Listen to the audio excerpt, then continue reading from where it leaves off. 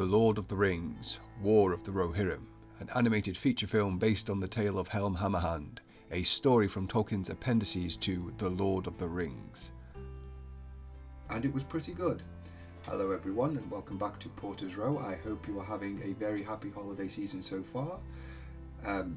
Merry Christmas to those who celebrate it, and best wishes even if you don't.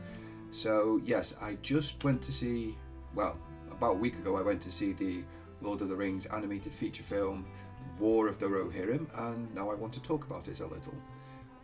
I won't be mentioning any spoilers in this video, which does unfortunately mean that the video is going to be pretty short, but I might do videos that go more into depth and discuss spoilers later on, because I did like this film a lot. But for now, we're just going to stick with the basics. So without further ado, let's get into it. So like I said, the War of the Rohirrim recounts the tale of Helm Hammerhand, which is about a war between Rohan and the Dunlendings, where the Rohirrim come perilously close not just to defeat, but to extinction. Now the first thing to note in this film is it's animated, unlike the previous Lord of the Rings films. For the most part, I found the animation to be pretty good. It is a little stiff in some parts, but I don't think I would have noticed personally if I wasn't looking for it. On the whole, I thought the animated nature of the film actually helped it out a lot. It allowed for a number of different angles and shots that probably would have been more difficult or maybe not even possible in live action. There is, for example, a shot where the main character is fleeing from a mumakil, which is one of the giant elephants.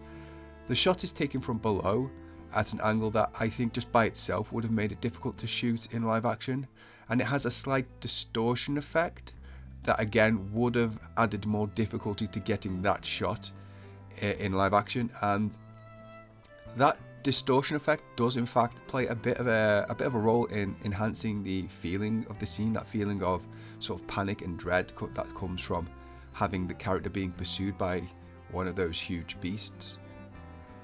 Now the story mostly follows Hera, daughter of Helm, who was a semi-canonical character. I say semi-canonical because Helm's daughter is mentioned in the original story, but she doesn't even get a name. Her role in the plot is that little. She exists mostly to kick off the plot by having Freka propose that he marry his son to Helm's daughter. This is all because the version of the tale given to us by Tolkien is really just the Cliff Notes version. It's a basic outline that hits most of the major plot points because it's not a tale that Tolkien ever wrote a full narrative of. So it's basically just a really vague version of a really old legend. The character of Hera is pretty good, I'd say. I certainly enjoyed her presence. I was rooting for her throughout. She's clearly a passionate character with a good head on her shoulders. If I have one complaint, it's probably that the writers played a little too safe with her. Hera very rarely steps outside the ground that is already well worn by previous fantasy protagonists. However, despite this, I do like her character a lot.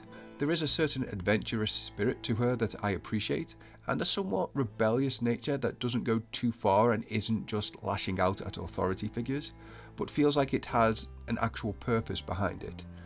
Whilst it would have been nice for the writers to take more risks with her, what they went for is still executed well. And the main villain of the piece, Wolf, is delightfully despicable. He's something of a break from the traditional type of villain for this franchise or even this genre. He's not a Dark Lord or an evil wizard. He's an aspiring warlord driven by his hatred and anger and blind to his own flaws. He's a much more human villain, I'd say. Although that said, he does share, in my opinion, some commonalities with the likes of Sauron or Saruman. But to say further would be spoilers, so we'll save that for another video. Outside of our heroine and the main villain, all the main cast get their time to shine. Wolf's father, Freka, for example, is only in the film for maybe 10-15 minutes, but he uses that time well. The character is immediately established being a larger than life figure without being completely obnoxious.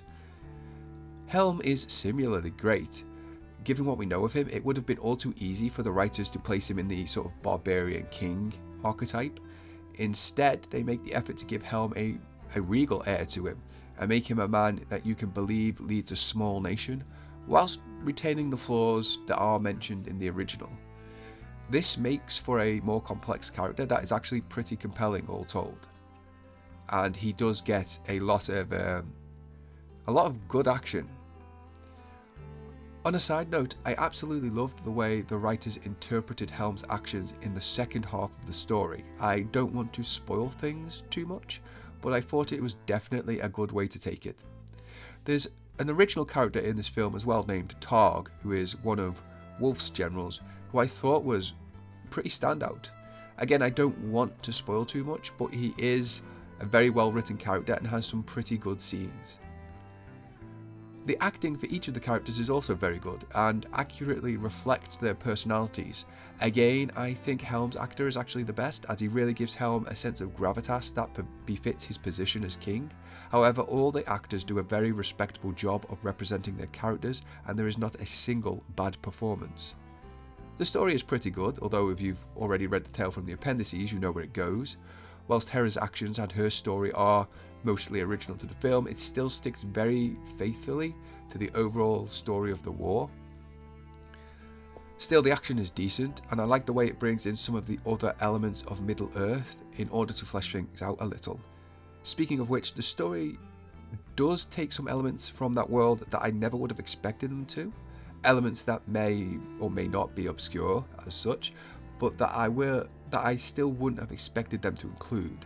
Some of these elements appear once, and whilst I would question the point of them being there, they don't feel too terribly out of place.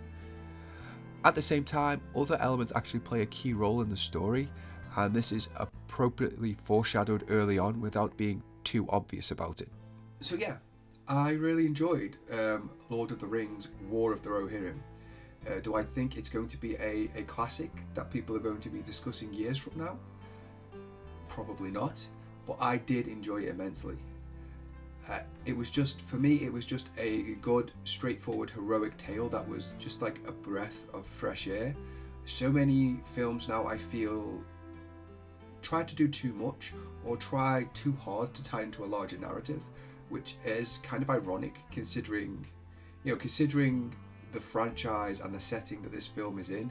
It's kind of ironic that it didn't do that, but yeah.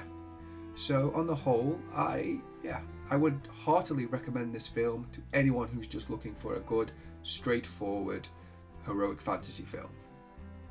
And with that, take care of yourselves.